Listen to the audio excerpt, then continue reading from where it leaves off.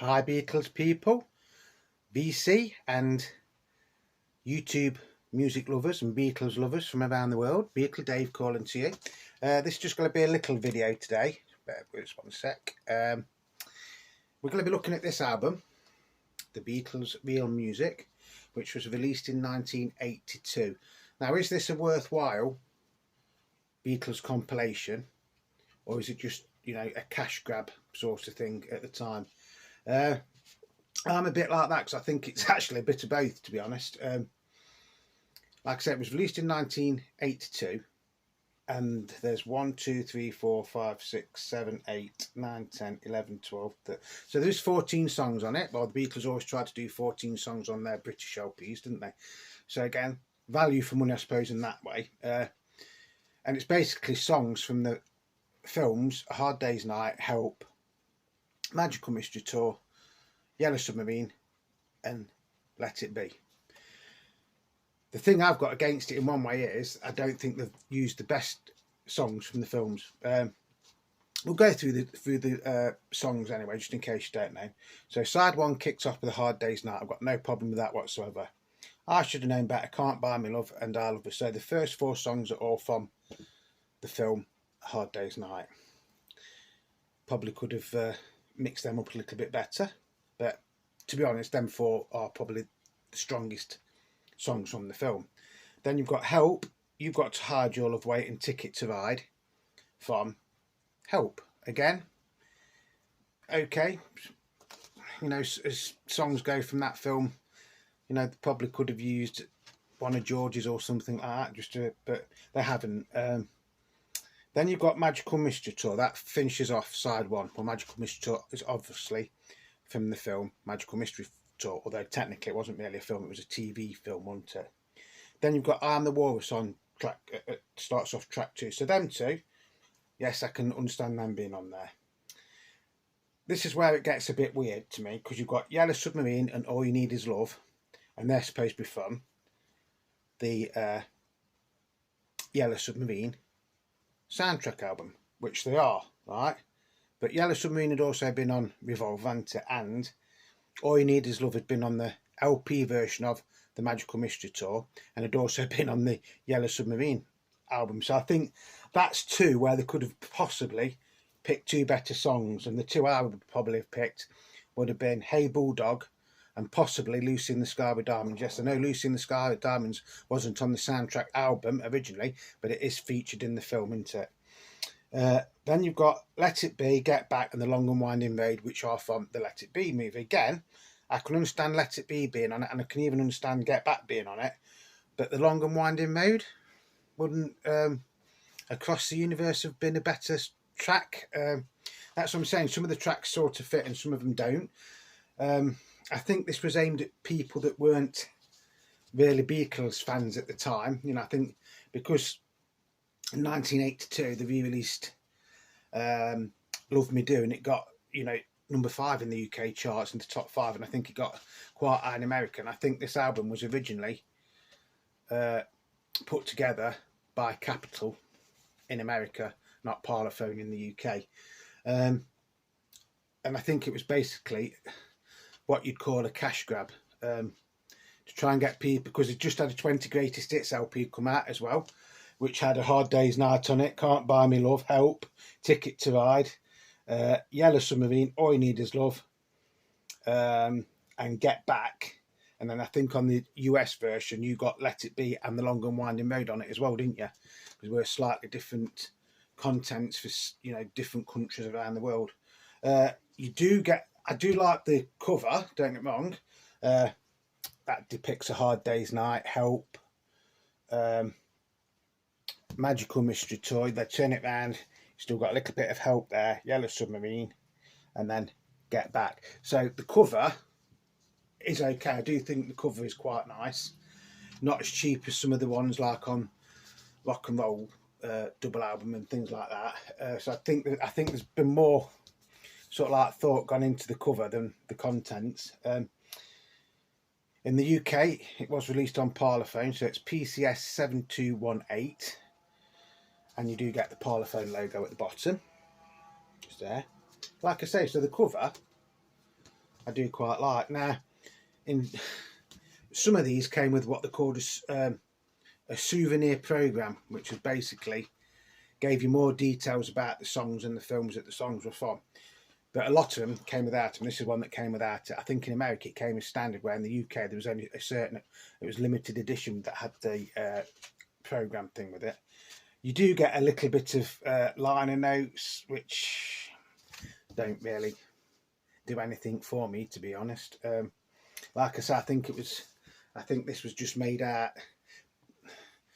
for casual fans. I don't think it was really for proper Beatles collectors and things like that. Although, to be honest, to find one of these which, like I say, has got the souvenir program in it from the UK is actually quite rare. Then you get the inner sleeve, which again I do like, because it does. I mean, it's not necessarily pictures from the films, to be honest, but it's done that they are like film clips, you know. So that's okay. I do quite like that.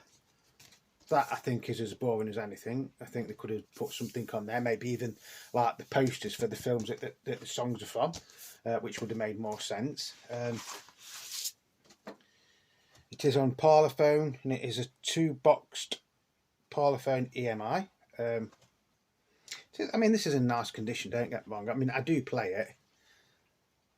That's side one.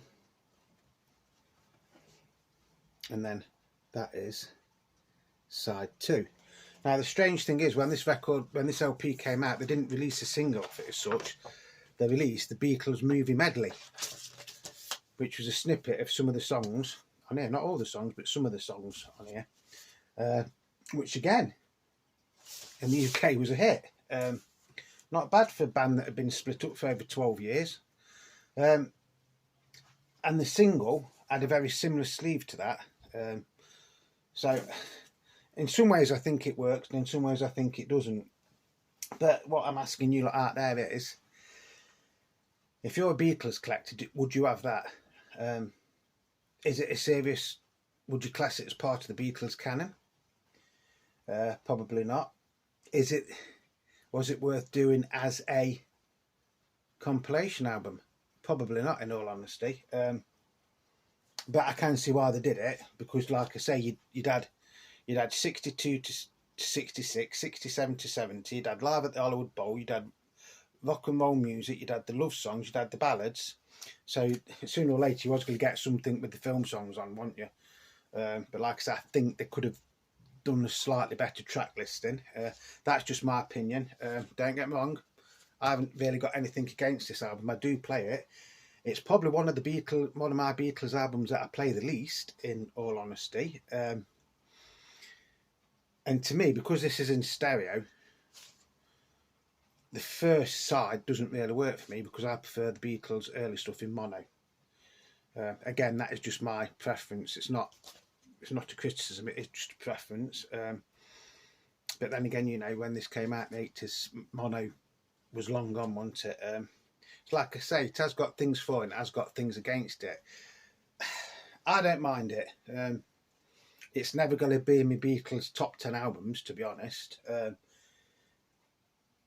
I don't even think it'd be in my Beatles compilation album top 5. So, you know, that's... But then again, would you class Yellow Submarine soundtrack as a, you know, the one from 1969? Is that classed as an album, or is that classed as a compilation? Because technically the first side is basically compilation and then a few new songs, wasn't it? So that's by the by. So yeah, if you haven't got it and you want it for completeness, by all means get it. Like I say, I do play it. I think I'm the Walrus is a brilliant song anyway. You know, don't get me wrong, there is some good songs on it. I think apart from I Am the Walrus and Let It Be and Get Back, I think the songs on the B-side, the rest of the songs on the B-side, Let This Down, i.e. Yellow Submarine, All You Need Is Love, and The Long and Winding Road. But again, that is just my personal, you know, opinion. I mean, do you really need A Hard Day's Night, I Should Know Better, and Can't Buy Me Love? Yeah, Hard Day's Night and I Should Know Better, in one way I can understand, but then why didn't they put something like I'm Happy Just to Dance With You on, or something like that, instead of Can't Buy Me Love? Bearing in mind, Hard Day's Night, Can't Buy Me Love, Help, Ticket to Ride, Yellow Submarine, All You Need Is Love, and Get Back was on the British 20 Greatest Hits, which came out just before this. And then in America, you got all them, plus Let It Be in the Long and Winding Road on your 20 Greatest Hits, didn't you? So that's what I'm saying. In one way, this album, when this album was released, it didn't really make any sense, apart from having the Beatles movie medley, which technically you still can't get on an album, believe it or not. So yeah, it is what it is at the end of the day. I think it's a bit of both. I think in one way it is a nice addition to your Beatles catalogue or your Beatles collection, but in another way I think it could have been done a little bit better. I'm not saying I hate it, don't get me wrong, I'm not saying I hate it, I just think some of the track listing could have been a little bit better, and maybe this should have come out like, they should have left this and the Beatles movie medley to come out in 1983 or something like that, so it didn't seem like it was just, oh yeah, they'd had a hit with the re-release of Love Me Do, and they'd had a worldwide hit, hadn't they, with the 20 Greatest Hits, although some of them were a bit strange because they made some of them for certain countries, didn't they? They weren't like, you know, they'd all have the same title, the contents were a little bit different. So that made this look like, because they'd had a successful, let's get another album out quick. I don't think the Beatles had any control on this, to be honest, being released. I mean, by that time, John had passed away anyway, hadn't he? Paul was still doing his, you know, tug of war and Pipes of Peace and things like that, albums, wasn't he? So, or recording them. Ringo was just being Ringo, wasn't he? And George was, I think he was like, decided to have a break, didn't he, from the music industry for a few years when this came out. It's a shame, because I think the concept's good. I do think the concept's good, but I think they could have used a few different tracks. Not all of them. Some of them do fit it. I mean, they all fit into it because they were all in films, but I think they could have used some slightly better songs, in my opinion.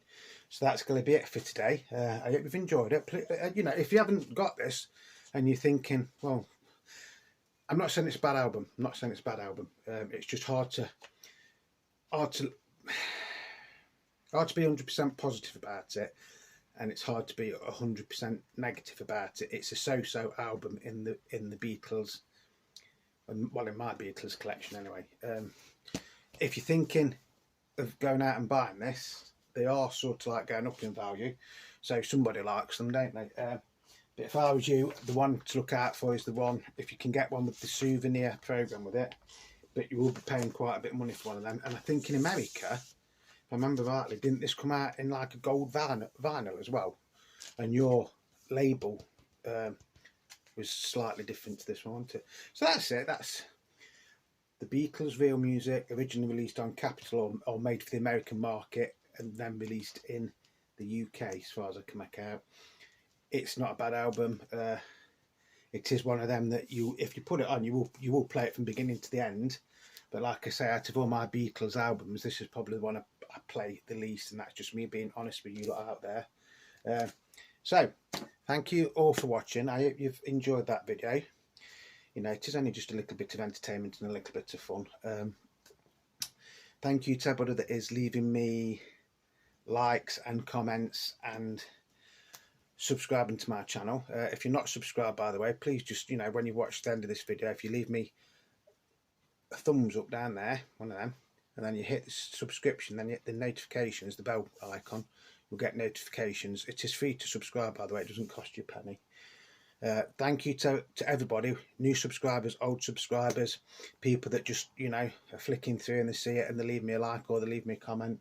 You know, I love you all. So until the next time, it's Beatle Dave wishing you peace, love and happiness. And so until the next time, just remember, Beatle Dave loves you all.